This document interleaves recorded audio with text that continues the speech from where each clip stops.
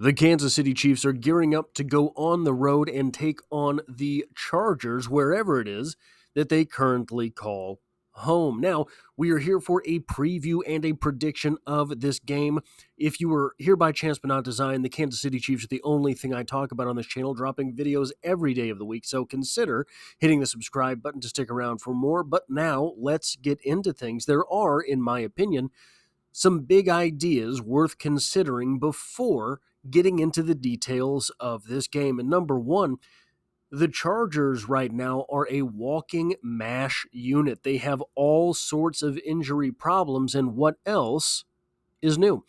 Edge Joey Bosa, right tackle Rashawn Slater, linebacker Junior Colson are all listed as out for the game versus the Chiefs. Left tackle Joe Alt, wide receiver Darius Davis, cornerback Christian Fulton, quarterback Justin Herbert, cornerback Dean Leonard, and cornerback Jasir Taylor are all listed as questionable. And 6 other players appear on the injury report as being limited in some way or receiving treatment in some fashion. So the Chargers, this sort of player-by-player analysis that I normally do in this series might not mean a whole lot here. And the Chiefs are, though they have lost several players for the long term, the only player that we know of that is out right now for the Chiefs is Mike Dana. So there's a lot of mystery to be had yet in this game versus the Chargers. The Chargers themselves are 2-1. They have had more quote-unquote convincing wins than have the Kansas City Chiefs, at least by margin of victory, though not maybe by quality of opponent. But for every instance where this Chargers team looks electric, and sometimes they do, no pun intended, they will have an entire series of face-palm-worthy action. This team acts very much like a young team, and that might be the influence of their coach, but I don't know that they really necessarily have the excuse to be acting as a young team, even if they do have the upside that comes with that is oftentimes performing above what one would consider to be the normal threshold of play for this team. That's what young teams do, right? They can be electric for a little while and then have a series that just looks absolutely abominable. That seems to be what's happening with these Chargers. Now, as far as the Chiefs are concerned, should the Chiefs move to 4-0, this will prove to have been one of the most incredible stretches of football any fan base has ever experienced. It is, I don't know how many teams are going to emerge from this weekend undefeated. The ranks of the undefeated were very small almost immediately this season. So if the Chiefs emerge as one of the final undefeated teams of the season, even if that's only by week 4, there is something to be taken from that. We can sit here and parse down the quality of win and the margin of victory all we want. We can complain about last-second field goals and catches that didn't quite count. We can pretend that we are Mike Florio and just not understand the game of football all we want. Wins are difficult to come by in the NFL. And should the Chiefs win and move to 4-0, it would also mean that they have 13 opportunities, 13 games left, to basically get 6 wins. You're looking at about 10 wins to get you into the playoffs. Once this team is in the playoffs, they should be considered the out-and-out favorites. Just by witnessing the last 2 playoff runs for this team, they should be known as the favorites once the playoffs come up, regardless of how good the Saints look, regardless of how many points other teams score, regardless of how plucky the Steelers appear to be. The prohibitive favorites should be the Kansas City Chiefs. Now, what are we to look at when the Chiefs pass the ball? The Chargers last week had no answer for Calvin Austin from the Steelers. This bodes well for Xavier Worthy, a smaller, faster type receiver. Now, last week, Calvin Austin did a lot of damage over the middle of the field.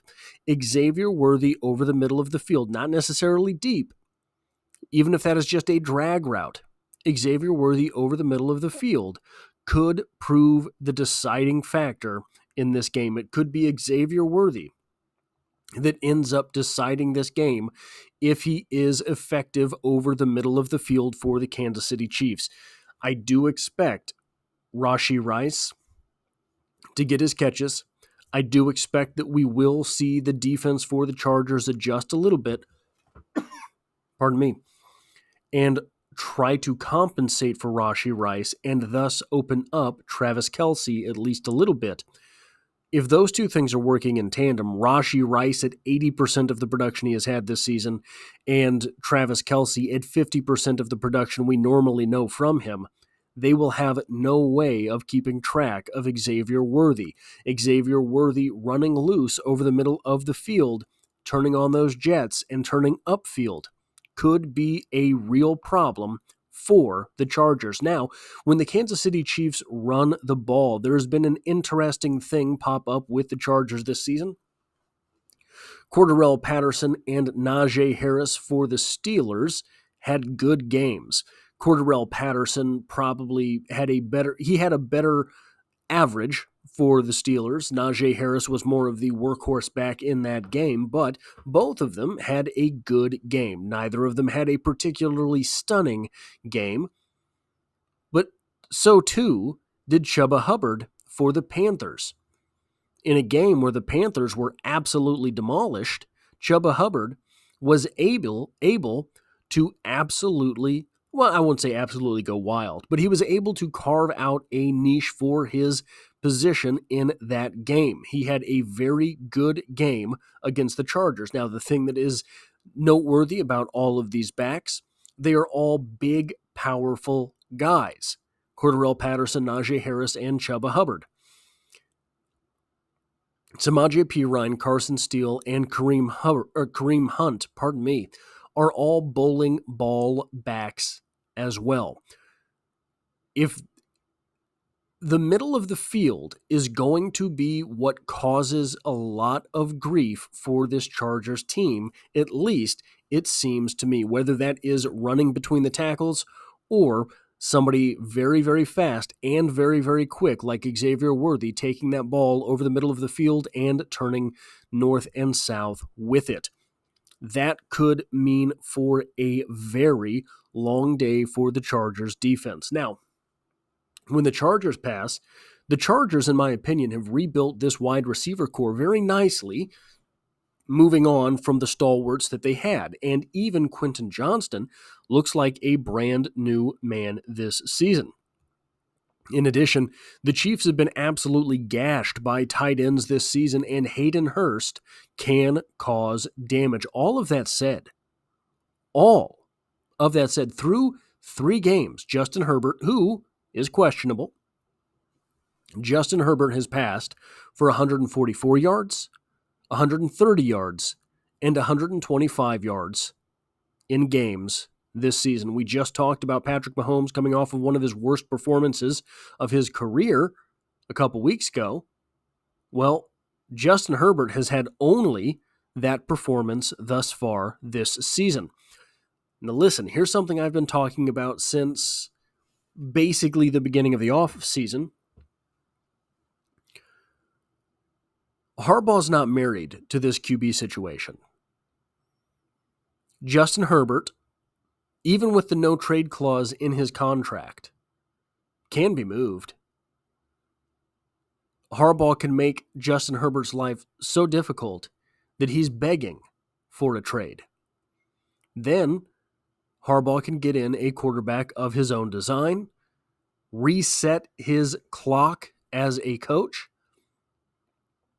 and quite frankly, get a quarterback who is not as tarnished as is Justin Herbert. When you add into that, someone would be willing to probably give you a pretty good payday in exchange for Justin Herbert, we might be looking at a colossal move, a landscape-altering move in the AFC West this coming offseason. Herbert might then be held out of competition anytime he is questionable. Why? Well, from Harbaugh's standpoint, you are retaining the value of a tradable asset like Justin Herbert. You are desensitizing your fan base from moving on from Justin Herbert. And you are allowing losses to occur, probably. And you are getting a look at different quarterbacks, because I don't think they would stick with just one backup through the season. I think that they would kind of cycle through quarterbacks in that position. Why not? You're throwing spaghetti at the wall and seeing what sticks. Maybe I'm completely off base. Maybe this has no bearing on the Chiefs game at all whatsoever. I think, however, it has some bearing on the Chiefs season. I think everyone kind of, maybe not assumed, but felt that the Chargers might offer a little bit of moxie this year, and it still looks as if they might. But if you're Harbaugh, how big of the picture are you looking at in a week-to-week operation this season? Now, when the Chargers run the ball, J.K. Dobbins has 135 yards, 131 yards, and 44 yards in games this season. Basically, the same as Herbert has passing yards. Dobbins averaged 13.5 yards per carry versus the Raiders, 7.5 per carry versus the Panthers. Pardon me. Both of those games were wins for the Chargers. But the Steelers held him to 2.9 yards per carry, and the Chargers lost. Hit Stick Nick reporting for duty. Assuming Herbert is the quarterback, I would expect Nick Bolton to be shadowing Dobbins all game and Leo to be spying on Justin Herbert all afternoon. Herbert is not Lamar Jackson, so the moment Leo assesses the pass versus the run, he should get to pin his ears back and go hog wild. Now, the final prediction for this game. Chiefs 32, Chargers 24. This game is one that is going to be a culmination of small moments. We see this a lot, and I think that is something that is going to happen this Sunday as well.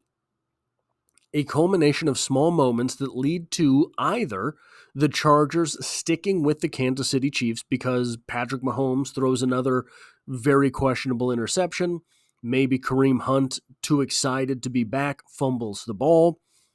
All of a sudden, the Chargers have a 3-point lead at halftime. They get the ball back after halftime. They march down and score. They have a 10-point lead, and now you're in a dogfight. Something like that, or the other way entirely. You don't have Joey Bosa, so you don't have a pass rush. You don't have Joey Bosa, you don't have a pass rush. Xavier Worthy gets free over the middle. Boom, boom. That's an 80-yard score. You don't have Joey Bosa, you don't have a pass rush. Xavier Worthy already got free one time. You're overcompensating. You're not watching Rashee Rice. Boom, boom. That's a 14-play drive. It's 14-0 by the end of the first. It is one of two ways that this game is going to go. I chose not to predict either of those scenarios with a 32-24 victory, but I don't think we're going to see a snowball victory maybe this year. It seems like this is going to be another cardiac Kansas City type of affair for Andy Reid and these Kansas City Chiefs. And I know it's easy to say that they, refuse to put their foot on anybody's throat. And yeah, to an extent, that's the truth. To an extent, that is the truth. But the flip side of that is they know they are good enough a football team to not have to take the risks associated with the play style that would absolutely demolish teams. They don't have to chuck the ball 40 yards down the field. They've got the players to be able to make 14 play drives where everybody stays on their feet and gets out of bounds and doesn't get smashed by a safety. They can do that, march down the field, score the points, win the game. And everybody's healthy on Monday. I think that's probably what it is we're going to see a whole lot more of this season. That's all I have for this video. If you like or appreciate what it is that I do here, hitting the like button really does help me out, as it tells YouTube to share this video with other Kansas City Chiefs fans. If you find yourself here by chance but not design, the Chiefs are the only thing I talk about on this channel, dropping multiple videos every single week, and I hope to have you back for the next one.